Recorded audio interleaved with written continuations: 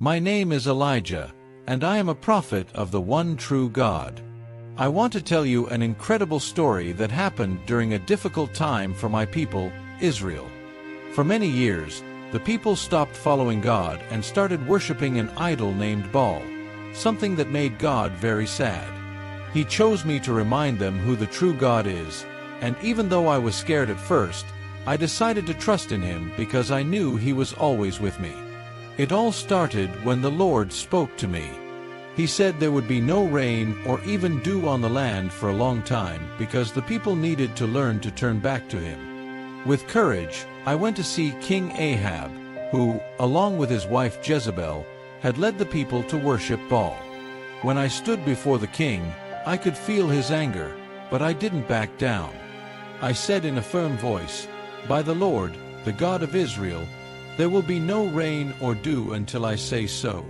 Days turned into weeks, and then into months. The land began to dry up, the crops died, the rivers disappeared, and there was no water. But God always took care of me. He sent me to a stream called Cherith, where every morning and evening ravens brought me bread and meat. Can you imagine that? Ravens delivering food. It was amazing. After a while, the stream dried up too, but God already had another plan for me. He said, "Go to a city called Zarephath. There is a widow there who will feed you." I didn't understand how a widow could help me in such a hard time, but I trusted the Lord and went. When I arrived, I saw a very poor woman gathering sticks. Her face showed sadness and tiredness. I approached her and asked for some water and a little bread. She looked at me with tears in her eyes and said, "I have no bread. All I have is a little flour and oil." I was about to prepare the last bit for my son and me. After that, we won't have anything left.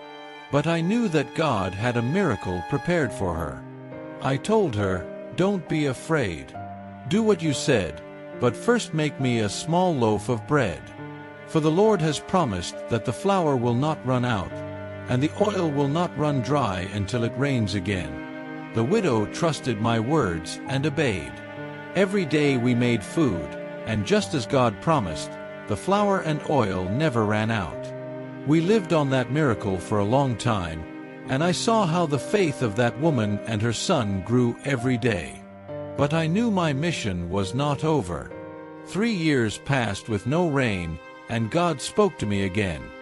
He said, "Elijah, go to King Ahab. It is time for my people to know that I am the one true God." I obeyed, even though I knew the king hated me for saying it wouldn't rain. When he saw me, his face showed contempt. He said, "You are the one who caused this tragedy in Israel." But I boldly replied, "It is not I who am to blame, but you and your house, for you have abandoned the Lord to follow Baal. Gather all the people and the 450 prophets of Baal on Mount Carmel.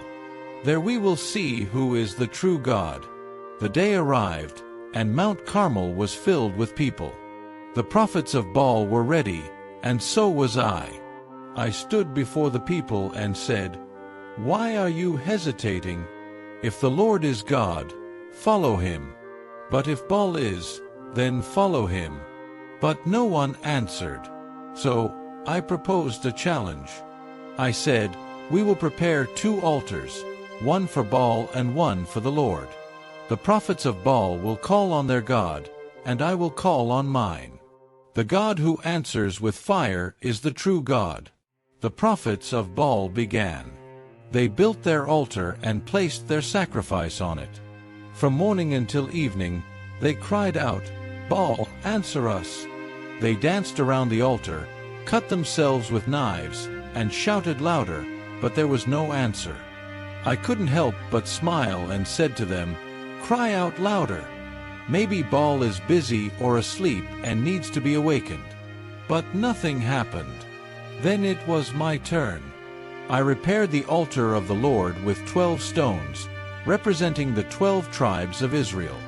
I dug a trench around the altar, placed the wood and the sacrifice, and asked for it to be soaked with water 3 times. until everything was completely wet. I knew God would do something wonderful.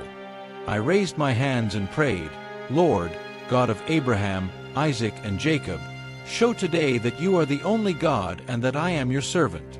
Answer me so that this people may return to you." Suddenly, an amazing fire fell from the sky.